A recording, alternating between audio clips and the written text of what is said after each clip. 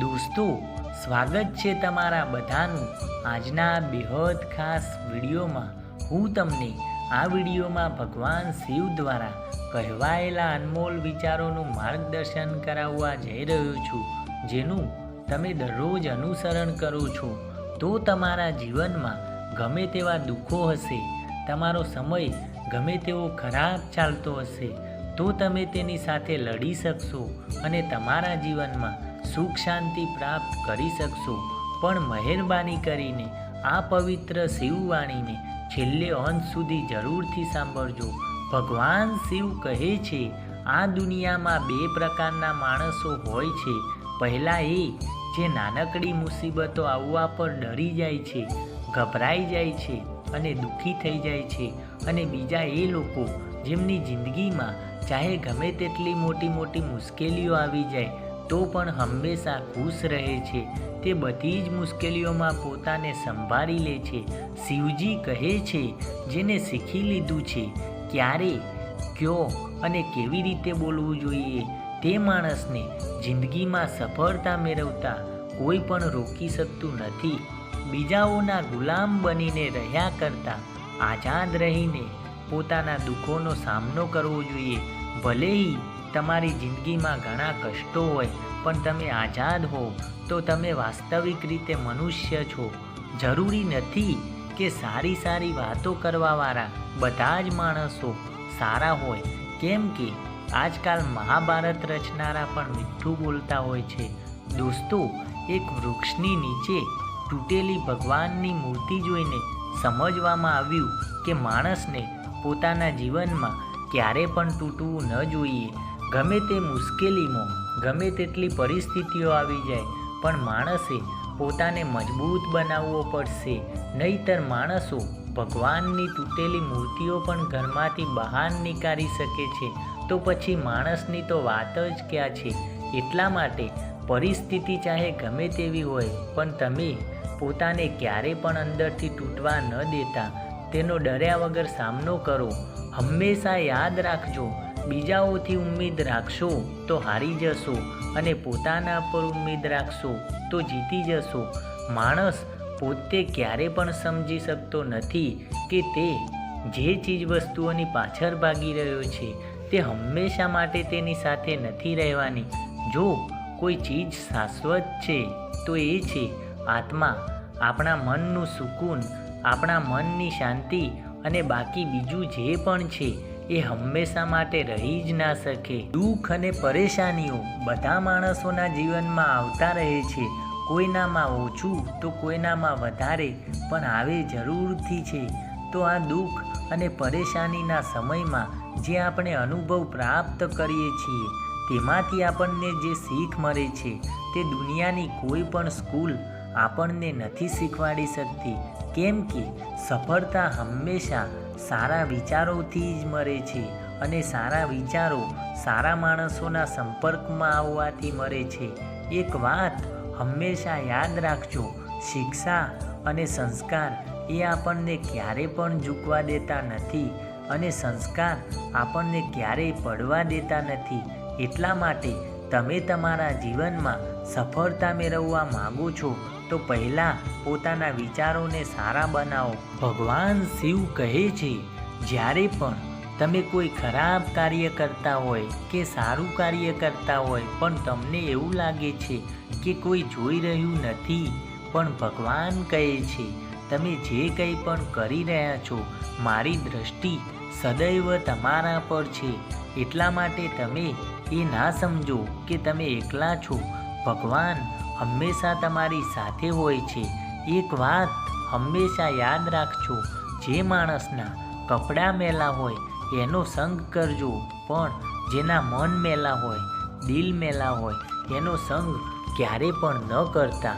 એ શિક્ષાનો કોઈ મતલબ નથી જે ઇન્સાનિયત નથી શીખવાડતી. પોતાની મંજિલનો રસ્તો બીજાઓને પૂછશો તો ભટકી જશો, કેમ કે તમારી મંજિલની કિંમત જેટલી તમે જાણો છો એટલું બીજા નથી જાણી શકતા. ભગવાન કહે છે, દિલ સાફ હશે તો બધા જ ગુનાઓ માફ થશે.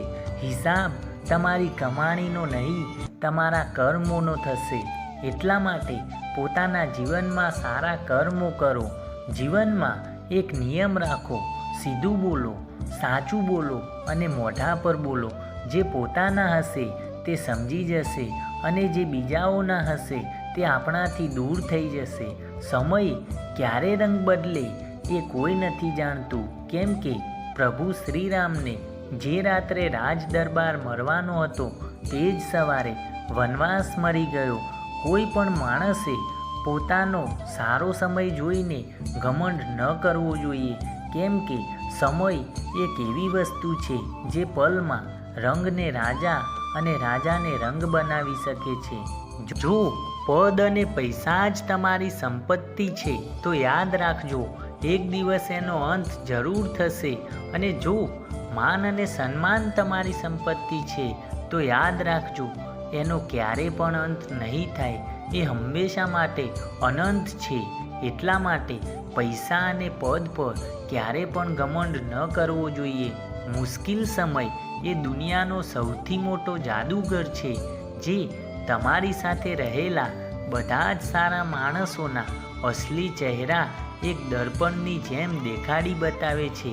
ભગવાન શિવ કહે છે, એક વાત હંમેશા યાદ રાખજો, દર્પણમાં મુખ અને સંસારમાં સુખ હોતું નથી, એ બસ દેખાતું જ હોય છે.